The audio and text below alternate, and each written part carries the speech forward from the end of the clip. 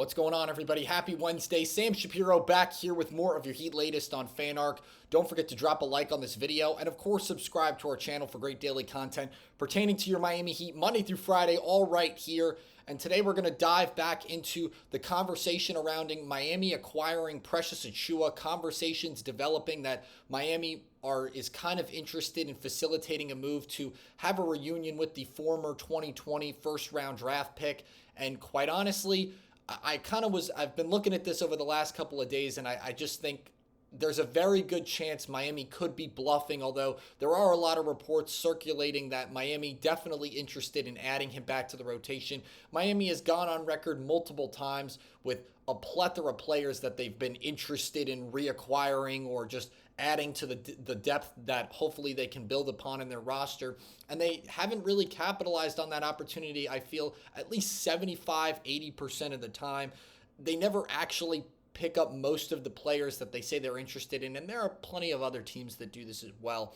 But I feel like this past offseason especially, Miami has been notorious for saying, oh, we're interested in this player, we're interested in that player, and they just haven't really acquired anybody with the exception of Norman Powell. When you think of guys like Damian Lillard, Jonathan Kuminga, Kevin Durant, and Victor Oladipo a little bit, I feel like when he was, trying to make that resurgence over the summer a little bit, just with the, some of the workouts he was going through.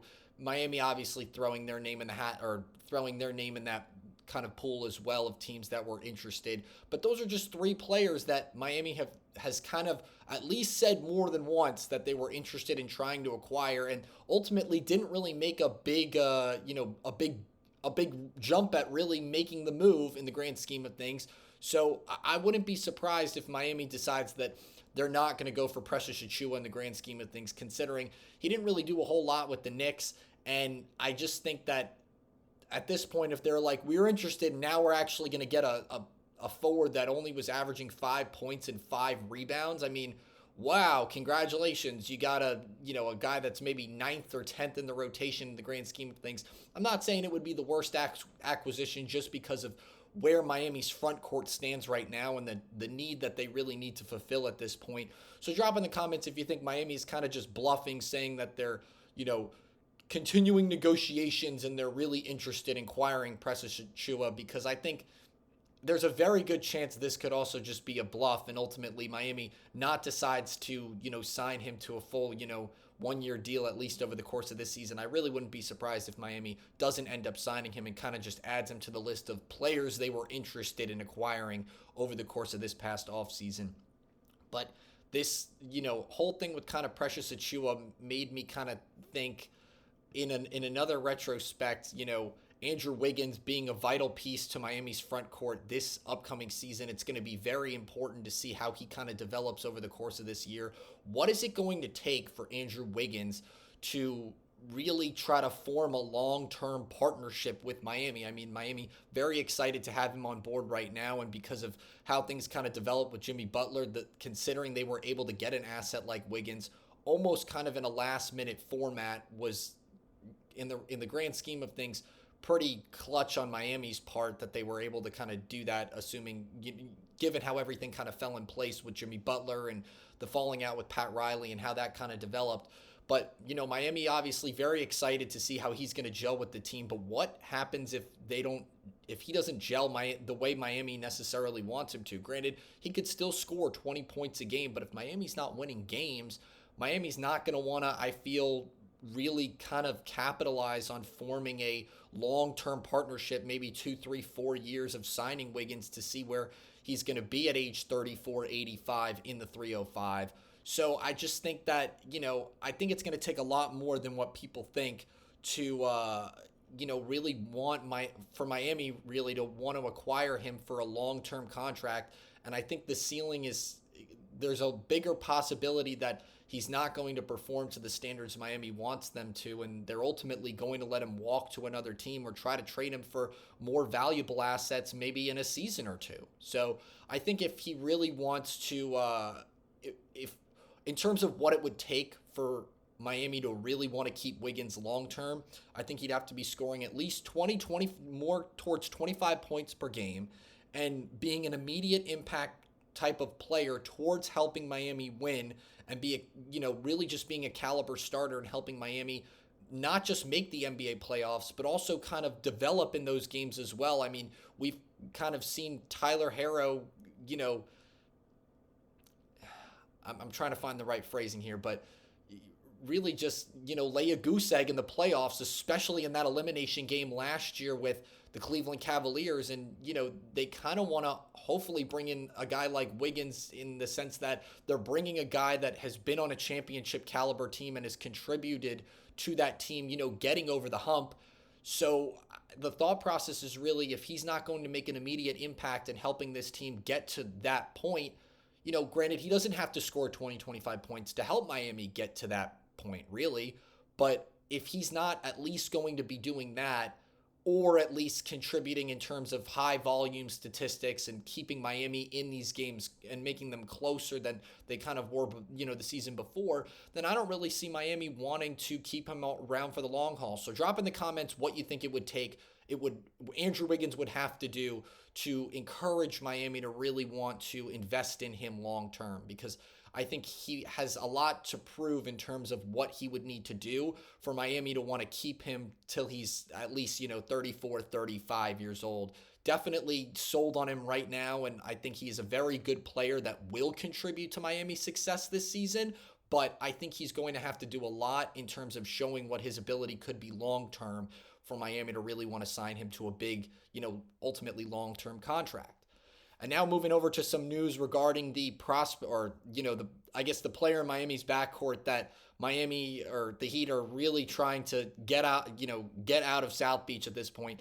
Terry Rozier, the latest over the course of this week is Rozier has made it clear he's not interested in a buyout with the Heat because, quite honestly, I personally think he's afraid that no outside free agent, because of the lack of interest in wanting to sign him from other teams, he's, afraid to kind of take that gamble and enter free agency. I think he's nervous that, a lot of teams are not going to want to necessarily bank on signing him, considering, the off-court antics he's still kind of dealing with. And, it kind of becomes more of an issue of teams don't want to trade for him because what they're still going to have to pay him. But even, I guess, just buying out with Miami and then really trying to, test the waters of, unfortunately, he hasn't really gained traction in the grand scheme of things. And I think he's just very nervous that, entering entering really a place where if no teams are interested in him, whether they have to pay him or not, he at least still wants to be on an NBA team. And I think I honestly feel kind of bad just because that he doesn't want to be bought out in that regard. I think he's a very talented player despite not really being what he was, at least in Boston and Charlotte, in Miami. But I don't really think that takes his credibility away as an NBA player overall. I definitely think he deserves a spot on an NBA roster. And I'm surprised a team like Charlotte, one, wouldn't want him back, but also there are, plenty of teams that could benefit from having a guy like Rozier that ultimately, even a team like the Brooklyn Nets or the Washington Wizards could capitalize having a guy like him in their rotation. I mean, granted, and even the Chicago Bulls, really. I mean, it's just the value that he could bring to it. He definitely could bring some sort of value to an NBA team still, but I think him not wanting to buy out his contract is him more being afraid that no NBA team is going to want to pick him up in the grand scheme of things, even though he would pretty much be getting, a good chunk of, if not all of the money he's ultimately allocated for. So, drop in the comments where you think Terry Rozier might end up, at least at the trade deadline or towards the end of the season, because at least right now it doesn't look like he's going to be on the move he's going to be on the move anywhere anytime soon before the regular season starts. And I mean, I'm kind of just at this point curious to just see how this plays out. It's kind of, especially because of, like I was in terms of the off-court antics, the remains linked to his federal gambling investigation really, really don't help the equation, on top of his numbers declining, which I think is kind of a 1-2 punch why there's been a lack of interest in the guard. I think if he was just not playing to the ceiling he was playing, at least in Charlotte, there would have been some sort of interest, at least at this point, in the guard. I mean, if I'm a struggling team that really needs a point guard that can score the ball, I would kind of look at bringing him into my roster as an opportunity to maybe develop that a little bit further. So unfortunately couldn't get that job done in Miami. And at this point, it seems Miami is sold on just getting him out of, Miami really. So drop in the comments where you think he's going to end up, and if you think Miami's ultimately going to decide to buy him out, whether Rozier is interested or not, because at this point, Rozier's made it clear he's not interested in that buyout for the grand scheme of things. And now moving over to some more news with Bleacher Report. They recently graded every NBA's team's chances to really be title contenders and win the NBA title over the course of this year. Now, the grading system they used was teams that got an A were considered the top title contenders, and these teams should expect to, really win the 2026 NBA championship. Teams that got a B are playoff locked teams, that Bleacher Report is saying, but one small trade away or in need of a little internal development just to kind of get over that hump to help the team win an NBA title. A C grading shows playoff aspirations, but the team would ultimately need a blockbuster trade to reach championship contention. A D grade was hoping for a play-in spot at the best case scenario, but still a year or more away from winning that title. And then an F, you can kind of put two and two together, but start checking your mock drafts is kind of how Bleacher Report labeled it. So some of the teams that were ranked, so Miami received a C grade, which falls under the category of playoff aspirations, but will need a blockbuster trade to reach championship contention.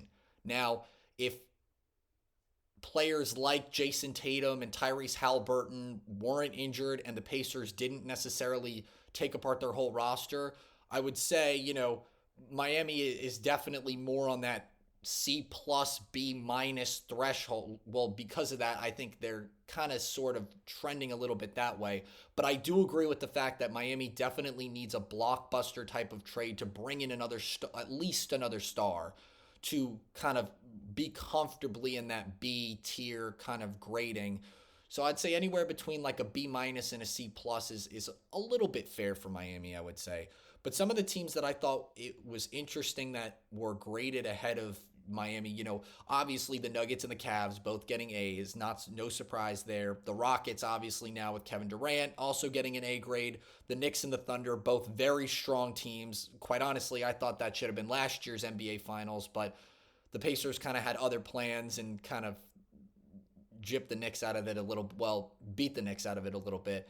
And but some of the teams that I thought were a little bit interesting, I thought it was a little surprising to see, not necessarily surprising that the Pistons or the Magic were a whole grade above them really, but it was almost a little bit of a shock just because these teams, especially over the last 3 years, I feel like haven't really been in the same breadth or contention, maybe a little bit last year, I would say, because the Pistons and the Magic really starting to develop the strength and just their overall depth and their rosters really overall starting to take form over this past season especially. I feel like this wasn't even a debate maybe 3 or 4 seasons ago, the Pistons and the Magic being better than the Heat. So it was a little bit of a shock at first to kind of see those teams get a B grade overall and then Miami get that C grade.